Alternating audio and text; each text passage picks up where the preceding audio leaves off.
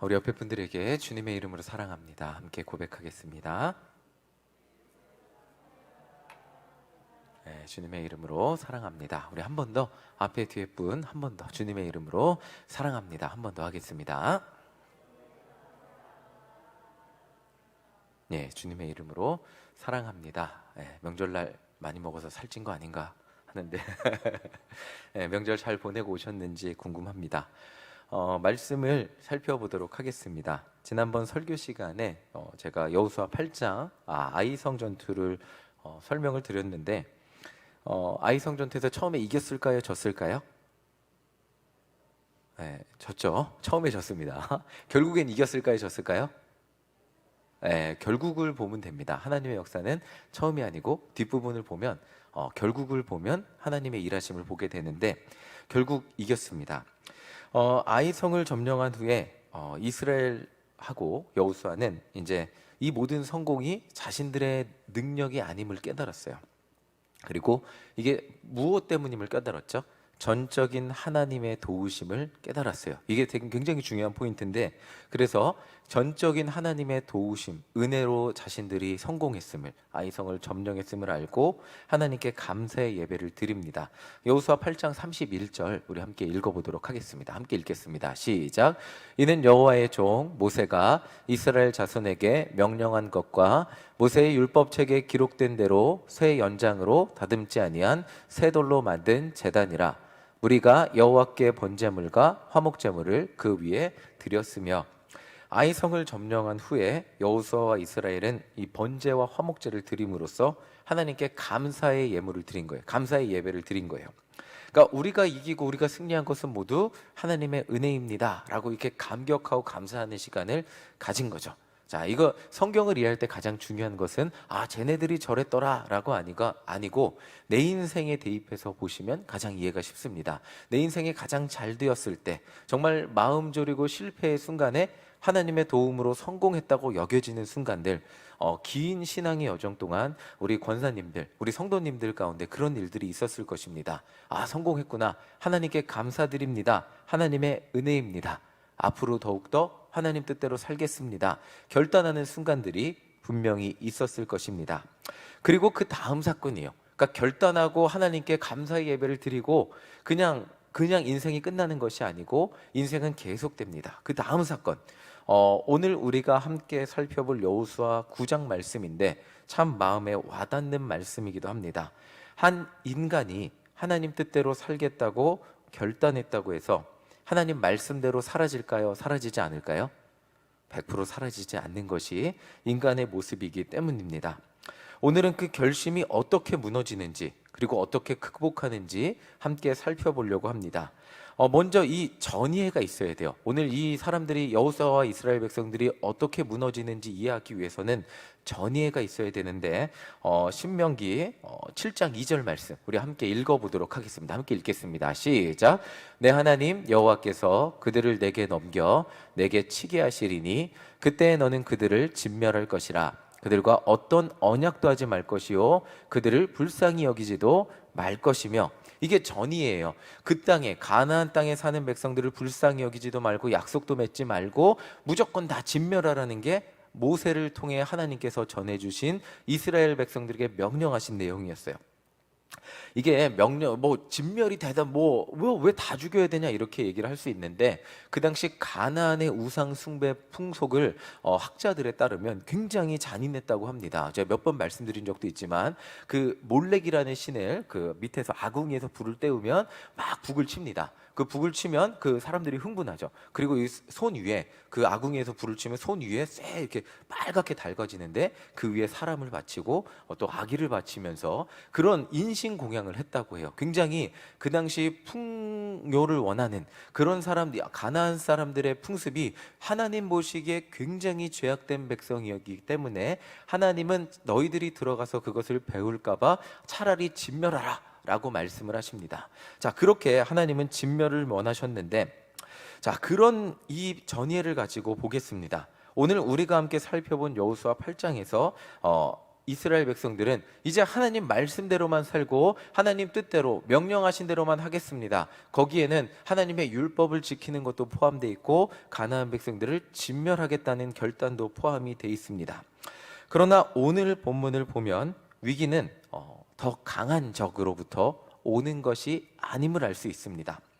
여리고보다 더 크고 강해서 도저히 싸우고 어떻게 싸워서 이길 엄두가 나지 않는, 너무 강해서 그런 싸워볼 마음조차 생기지 않는 그런 적으로부터 위기가 찾아온 것이 아님을 알 수 있습니다. 여호수아 9장 3절 4절 우리 함께 읽어보도록 하겠습니다. 함께 읽겠습니다. 시작. 기브온 주민들이 여호수아가 여리고와 아이의 행한 일을 듣고 꾀를 내어 사신의 모양을 꾸미되 헤어진 전대와 헤어지고 찢어져서 기운 가죽 포도주 부대를 나귀에 싣고. 자, 이 이야기는 대부분 아실 거예요. 여호수아와 이스라엘 백성들이 여리고와 아이 성을 점령했다는 이야기를 이제 그 이야기들이 가나안에 다 퍼졌거든요. 그러니까 두 가지 파가 나뉩니다. 하나는 군데군데 동맹을 했어요. 이스라엘하고 싸워서 질 것 같으니까 군데군데 동맹을 해서 대항하려고 하고, 지금 이 기브온 족속들은 화친을 하려고 합니다. 어떻게 왔냐면 그냥은 화친을 맺어주지 않으니까 그림 자료를 제가 보여드릴게요. 이렇게 옷을, 헤어진 옷을 입고 낡은 옷들을 입고 오래된 음식들을 가지고 와서 화친을 요청을 합니다. 자, 9절을 함께 읽어보겠습니다. 우리 9절 함께 읽겠습니다. 시작. 그들이 여호수아에게 대답하되 종들은 당신의 하나님 여호와의 이름으로 말미암아 심히 먼 나라에서 왔사오니 이는 우리가 그의 소문과 그가 애굽에서 행하신 모든 일을 들으며. 자, 이 지역, 이 동네에 있는 사람이라 그러면 안 믿어주니까 기브온 사람들은 속입니다. 자식들은 멀리서 왔는데 화친을 하고 싶다고 말을 하고 있어요. 근데 여기서 다시 한번 말씀 한번 보여주실래요?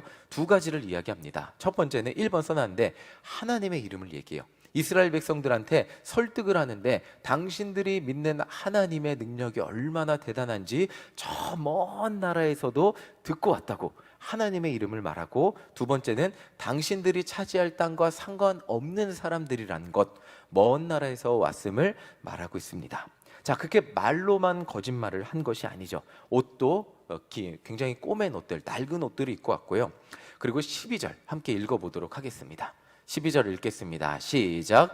우리의 이 떡은 우리가 당신들에게로 오려고 떠나던 날에 우리들의 집에서 아직도 뜨거운 것을 양식으로 가지고 왔으나 보소서 이제 말랐고 곰팡이가 났으며. 자, 이게 눈으로 보여주는 거예요. 이거 우리가 저 멀리서 왔는데 지금 처음 가지고 올 땐 이거 바로 갓 찐 거 갖고 왔는데 이거 보세요, 곰팡이 났죠? 믿어주세요 라고 하는 거예요. 자, 이렇게 그냥 이 음식만 보여줬으면 믿지 않았을 거예요. 그런데 하나님의 이름도 말하면서 멀리서 왔다고도 말하면서 곰팡이 난 빵도 떡도 보여주니까 이게 믿음직해 보이는 거예요. 자, 그들의 설명을 듣고 본 여호수아의 반응입니다. 자, 읽어보겠습니다. 15절입니다. 우리 함께 읽어보겠습니다. 시작. 여호수아가 곧 그들과 화친하여 그들을 살리리라는 조약을 맺고 회중 족장들이 그들에게 맹세하였더라. 네, 이게 이렇게 제가 성경을 짧게 말씀드리는데 조금 더 자세히 읽으면 여호수아가 몇 번 어디서 왔느냐 뭐 이렇게 좀 자세히 물어보는 장면들이 등장을 합니다. 그러니까 의심을 안 한 건 아니에요. 의심을 했는데 눈에 보이고 이게 뭔가 증거들이 확실해 보이니까 여호수아는 화친을 맺습니다. 그리고 맹세했습니다. 족장들이 지도자들이 맹세를 한 거예요. 여기에서 맹세는 하나님의 이름을 가지고 맹세를 한 거죠. 자, 그리고 3일 후입니다. 3일 후 16절 함께 읽어보겠습니다. 읽겠습니다. 시작. 그들과 조약을 맺은 후 사흘이 지나서야 그들이 이웃에서 자기들 중에 거주하는 자들이라 함을 들으니라. 자, 조약을 맺은 지 단 3일 만에 기브온 사람들이 자신들을 속였음을 알게 됐죠. 자, 사실 기브온 사람들은 멀리서 온 사람들이 아니에요. 자, 지도 보여주세요. 제가 이해가 쉽게, 여리고에서 아이성이 저 위쪽에 있죠. 이렇게 보시면. 근데 기브온은 저 정도밖에 되지 않아요. 그러니까 굉장히 짧은 거리예요. 굉장히 짧은 거리에 있는 사람들인데 이스라엘 백성들을 속인 거죠. 사실은 이스라엘 지도자들을 속인 거죠. 자, 이렇게 이스라엘의 새로운 위기가 찾아왔습니다. 짧게 제가 빠르게 설명을 드렸는데 더 강한 적, 여리고보다 엄청나게 강한 적, 도저히 무너뜨릴 수 없는 그런 성으로부터 위기가 찾아온 게 아니었어요. 오히려 약한 척하고 작정하고 속임수를 써서 화친하려고 하는 기브온 주민으로부터 위기를 맞이하게 됩니다. 너무나 어이없죠. 위기는 더 강한 적이 아닌 마음 놓게 하는 상대로부터 올 때가 있다는 것입니다. 이 세상을 살아가는 사람들 중 그 누구도 속임수에 당하고 싶은 사람은 아무도 없을 거예요. 그런데 살다 보면 속이려고 작정하고 나한테 접근하는 사람들을 이겨낼 방법이 없을 때가 많이 있습니다. 자, 안 속아본 분들은 뭐 그렇겠지만 인생을 살다 보면 속지 않을 수가 없는 상황들이 우리에게 찾아옵니다. 아주 작은 거지만 버스에서 누가 타서 몸에 굉장히 좋습니다 막 설명을 하잖아요. 그런 경험들이 있으시죠? 그 설명을 들 때는 막 그거 먹으면 다 낫을 것 같아 갖고, 야, 저걸 누가 사? TV에서 볼 땐 저걸 누가 사? 하지만 우리가 다 같이 버스 타고 있을 때는 하나 둘씩 신청서를 내서 24개월 48개월 쓰고 있는 그런 모습들을, 그 나중에 집에서 받아보면 이게 진짜 몸에 좋은가? 먹으면서도 확신이 안 서는 그런, 이게 작정하고 속이려고 우리를 찾아오면 대책이 없어요. 그냥 당하는 순간들이 있습니다. 우리는 속임수 당하면 기분이 너무 마음이 힘들고 어려우니까 당하지 않고 완벽하게 살기를 원하지만, 때로는 작정하고 우리를 속이려고 찾아오는 사람들 앞에서 무너질 수밖에 없을 때가 있습니다. 성경은 작정하고 속이려고 달려드는 사람들 앞에서 속지 않는 방법 딱 한 가지 말하고 있습니다. 14절 읽어보겠습니다. 자, 읽어보겠습니다. 시작. 무리가 그들의 양식을 취하고는 어떻게 할지를 여호와께 묻지 아니하고. 여호수아와 이스라엘 백성들의 지도자들이 한 실수가 있어요. 그게 뭐냐면 아이 성에서 패배할 때나 지금 속을 때나 한 실수가 있어요. 그게 하나님께 묻지 않은 거예요. 사실 이 세상을 살아가면서 누군가한테 속지 않고 승리하는 방법은 하나밖에 없다고 말씀드릴 수밖에 없을 것 같아요. 기도하는 것밖에 없어요.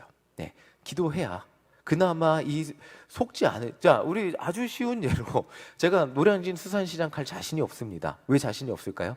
거기 가서 속지 않을 자신이 없기 때문에. 물고기 하나 사는데도 저는 자신이 없는 게 이 세상 삶인데, 우리는 살면서 물건 하나 살 때도 뭐 하나 할 때도 저 사람의 말을 100% 믿을 수 있나 없나 확신이 없는 삶을 사는 것이 우리의 삶입니다. 자, 우리는 정말 완벽할 수 없는 삶을 살기에 속지 않을 수 있는 방법은 단 하나, 여호와 하나님께 기도할 수밖에 없는 것입니다. 그런데 인간의 삶이라는 것은 완벽할 수가 없잖아요.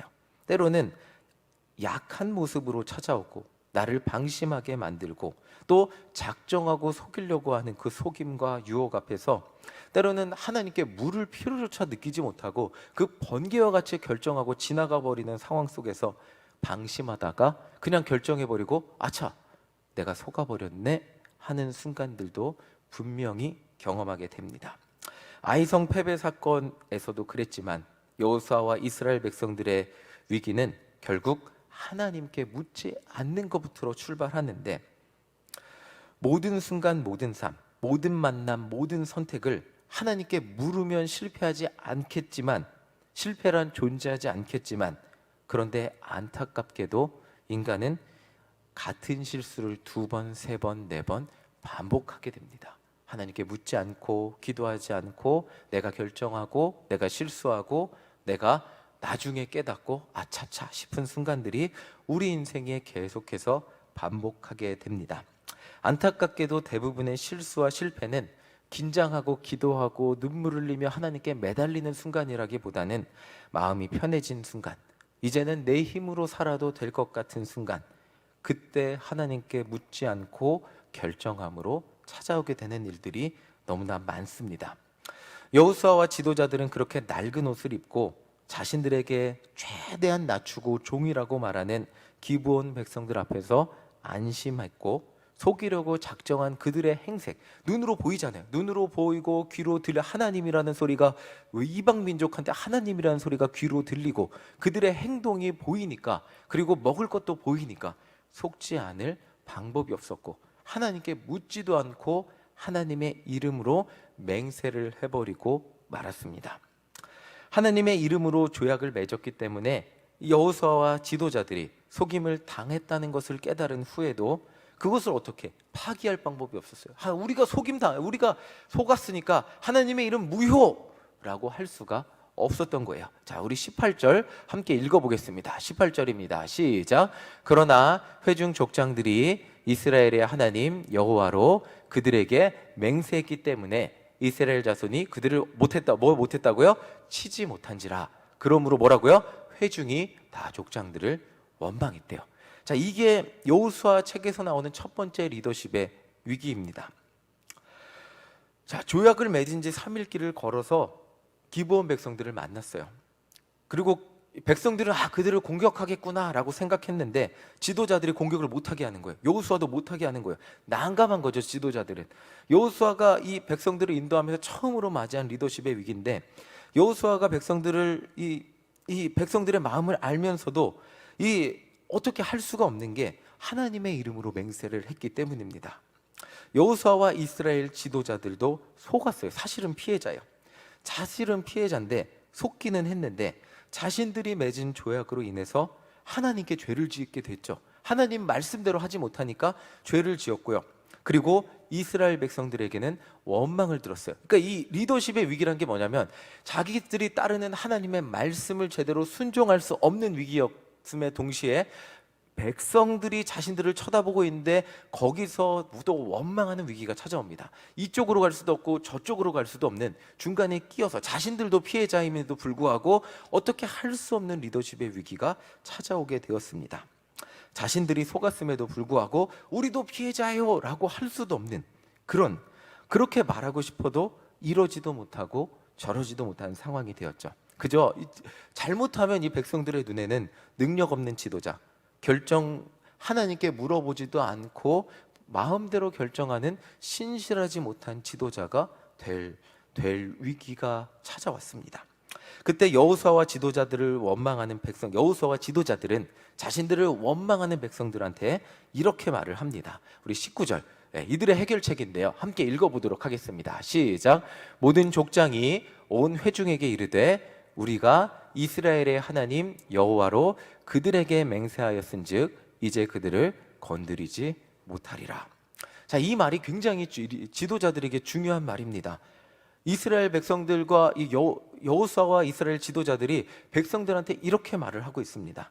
자신들이 한 실수를 인정하고 그럼에도 불구하고 우리는 하나님의 이름으로 맹세를 했기 때문에 속임을 당했다 할지라도 그들과 하나님의 이름으로 맺은 조약은 깰 수 없다고 백성들한테 말하고 있습니다. 백성들이 얼마나 원망할지도 알고 백성들이 얼마나 자신들을 하나님 앞에 신실하지 못한 사람으로 볼지를 알면서도 하나님의 이름으로 맺은 조약은 자신들이 지켜야 함을 정직하게 말하고 있습니다. 자신들도 사실은 우리도 속임을 당했어요, 우리도 피해자예요 라고 얼마나 변명하고 싶었을까요? 그리고 저 사람들이 나쁜 놈들입니다, 원망의 화살을 보내기는커녕 자신들도 실수할 수 있는 사람임을 인정하고 그럼에도 불구하고 하나님의 백성은 하나님의 이름으로 약속한 것을 지켜야 하고 어떤 백성들의 원망 가운데서도 지도자들은 그것들을 지킬 의무가 있음을 알려주고 있습니다. 여호수아는 자신들이 약속을 지키면서 그 동시에 백성들을 달랠 수 있는 방법을 찾아서 백성들한테 알려주고 있습니다. 자, 27절 읽어보겠습니다. 우리 27절 함께 읽겠습니다. 시작. 그날에 여호수아가 그들을 여호와께서 택하신 곳에서 회중을 위하여 여호와의 제단을 위하여 나무를 패며 물을 깃는 자들로 삼았더니 오늘까지 이르니라. 자, 여기서 그들은 기브온, 속인 사람들이에요.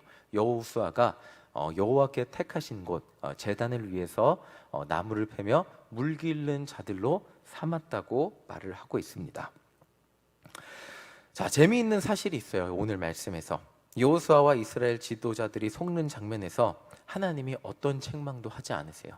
9장을 쭉 읽어보세요. 하나님이 어떤 책망도 하지 않으시고요. 또 기브온을 어떤 책망도 하지 않으세요. 그리고 심지어 10장을 보면요, 하나님은 기브온을 공격한 가나안 동맹국들, 기브온이 이스라엘이랑 동맹을 했으니까 가나안 동맹국들이 기브온을 공격하거든요. 그 기브온을 돕는 이스라엘 군사들을 도우시는 하나님의 은혜를 말해주고 있습니다. 많은 성서학자들이 비록 하나님이 가나안 땅 백성들의 진멸을 명하셨지만 기브온이 이 고백을 가지고 이스라엘과 화친하기를 원했기 때문에 하나님은 이스라엘 백성들과 기브온이 화친하게 하셨고 하나님의 전을 위해 봉사하는 민족이 되게 하셨다고 설명을 하고 있어요. 기브온이 여호수아가 이렇게 물어봐요. 왜 여러분들 우리를 속였습니까? 라고 물어보니까 기브온 민족이 이렇게 말을 합니다. 우리 24절 함께 읽어보겠습니다. 함께 읽겠습니다. 시작. 그들이 여호수아에게 대답하여 이르되 당신의 하나님 여호와께서 그의 종 모세에게 명령하사 이 땅을 다 당신들에게 주고 이 땅의 모든 주민을 당신들 앞에서 멸하라 하신 것이 당신의 종들에게 분명히 들림으로 당신들로 말미암아 우리의 목숨을 잃을까 심히 두려워하여 이같이 하였나이다. 자, 지금 기브온 주민들이 두려워했던 게 있어요. 말씀 다시 한번 보여주세요. 기브온 주민들이 무엇을 두려워했을까요? 여호와께서 하신 말씀이 그들 가운데 이루어질까 두려워하고 있습니다. 하나님의 말씀, 하나님의 능력, 하나님의 일하심을 두려워하는 민족이었다는 거예요. 하나님이 완전히 멸절시키라고 하신 사람들 가운데도 하나님을 두려워하는 사람들이 존재했음을 오늘 여호수아 말씀은 이야기해주고 있습니다. 그들이 기브온 사람들이었고 이들은 이스라엘 백성들과 화친하기를 원했고 그리고 그 결과 이 고백을 가지고 화친하자고 한 결과 하나 노예가 되었어요. 종이 되긴 했는데 하나님의 전을 위해 봉사하는 사람들이 되었습니다. 자, 오늘 말씀을 정리를 해보겠습니다. 하나님의 구원의 은혜와 역사는 우리가 기대하지도 못했던 상황과 순간에 그 순간에도 이루어지고 있음을 다시 한번 깨닫게 됩니다. 제가 설교 초반에 오늘 본문이 은혜가 되고 마음의 위로가 되고 재미있다고 말씀드린 이유가 가능성이 없다고 생각한, 구원받을 만한 가능성이 없다고 생각한 가나안 족속, 모두 다 죽어 마땅한 사람들이라고 생각한 그 사람들 중에 그것도 이스라엘 백성들이 속임을 당하는 과정을 통해서도 하나님의 구원의 역사가 오늘 이루어져 감을 보면서 정말 많은 생각을 하게 되기 때문입니다. 우리의 인생 강한 적과 싸워서 이기는 날도 있습니다. 정말 열심히 기도해서 넘기 힘들어 보이는 그런 산을 넘는 순간도 있습니다. 그러다가 방심했다가 작은 돌부리에 넘어져서 힘겨워하는 날도 있죠. 그리고 방심했다가 또 누군가에게 속는 날도 있습니다. 그런데 정말 신기하게도 인생은 그냥 이렇게 롤러코스터잖아요. 정말 이런 상황과 순간에 우리가 낙심하지 않아도 될 이유가 한 가지 있다면 하나님은 우리의 이런 실수와 넘어짐에도 불구하고 우리의 넘어짐을 통해서도 하나님의 구원의 역사는 계속해서 이루어지고 있다는 사실입니다. 내 결심과 내 강함, 오늘 하나님 내가 주님의 자녀 여기 있습니다, 오늘 내가 기도하면 나가겠습니다, 내 결심과 내 결단으로만 구원의 역사가 이루어지는 것이 아니라 우리는 연약하잖아요. 인간이잖아요. 때로는 화도 내기도 하고 속기도 하고 당하기도 하고 또 때로는 넘어지기도 합니다. 그 넘어지는 게 인생의 낭비, 인생의 쓸데없는 순간, 인생에 아무것도 없는 눈물의 순간이라고만 생각하면 너무나 아프고 고통스러운데 이스라엘의 이 지금 실수와 실패와 넘어짐의 순간을 통해서도 기브온이라는 족속이 하나님께 돌아와 제단을 위해 봉사하는 족속이 됨을 보면서 정말 우리의 넘어짐을 통해서도 우리가 이해할 수 없는 신묘막측한 하나님의 섭리 가운데 하나님의 구원의 역사는 진행되고 있다는 것을 오늘 말씀을 통해 우리에게 알려주고 계시는 것입니다. 이 세상 누가 완벽하게 살 수 있을까요? 여기서 연세 가장 많으신 분이 우리 장로님이신 거, 최성원 장로님이신 것 같은데 완벽하게 사셨습니까? 라고 여쭤본다면 고개를 끄덕이실 거예요. 우리 장로님만. 다른 분들은 안 그러실 텐데 완벽하게 살아오셨습니까, 여러분? 돌아보면 후회도 있고 눈물도 있고 아쉬움도 있고 아픔도 있고 그리고 여전히 가족을 만났지만 명절을 보냈지만 여전히 해결되지 않는 우리 마음의 기도 제목도 있을 것입니다. 우리의 인생 절대로 완벽하게 살 수 없습니다. 그런데 하나님과 함께라면 여러 인생의 여러 시행착오와 많은 인생의 과정 가운데 남길 수 있는 것이 있습니다. 바로 하나님의 구원의 역사이고, 때로는 나의 넘어짐을 통해, 때로는 나의 실수를 통해, 때로는 나의 수많은 인생의 여러 과정을 통해 이루어 가시는 하나님의 구원의 역사를 우리는 경험할 수 있다는 것입니다. 우리의 인생이 실수와 실패가 없어서 감사하는 것이 아니라, 때로는 내가 넘어졌는데, 때로는 내가 완벽하지 않은 인간이었는데 내 완벽하지 않은 삶을 통해서도 한 영혼이 구원받는 것을 보며 감사하는 우리 모두가 되시기를 간절히 소망합니다. 정말 우리 부모님들은 자녀 자랑이 세상에서 제일 행복한 거라 그러시잖아요.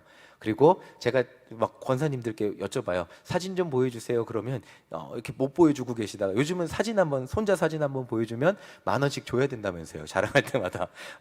그리고 못 보여주고 계시다가 보여주세요. 그러면 막 보여주세요. 네. 자식 자랑이 가장 행복한 거라 그러잖아요. 정말 우리의 인생 완벽한 부모님이 되진 않았지만 여러분들의 기도를 통하여 한 자녀가 일어났고, 한 가문이 일어나고, 또 아직도 완성되지 않았지만 믿음의 자녀들이 자라가고 있음을 기억하시기를 소망합니다.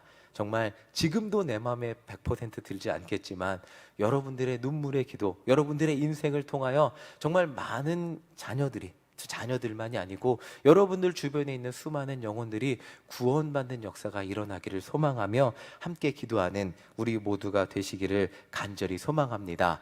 내가 완벽해서, 내가 정말 윤리적으로 완벽해서, 내가 성격적으로 완벽해서, 내가 도덕적으로 완벽하고 신앙적으로 정말 고결하고 무결해서 그 영혼이 구원받는 것이 아니라, 나는 연약하고 나는 부족하지만, 때로는 넘어지지만, 때로는 실수하지만, 그럼에도 불구하고 나를 붙들어 가시는 하나님의 은혜의 역사가 멈추지 않아서 나의 주변이 구원받는 그 일들을 기억하며, 오늘도 하나님, 나의 삶을 통해서 나는 연약해도 나를 통하여 구원의 역사가 이루어지게 하여 주시옵소서. 기브온과 같은 정말 가능성이 없다고 여겨졌던 그 사람들이 구원받아 하나님의 전을 위해 봉사하는 그런 은혜가 있게 하여 주시옵소서라고 기도하는 우리 모두가 되시기를 간절히 소망합니다.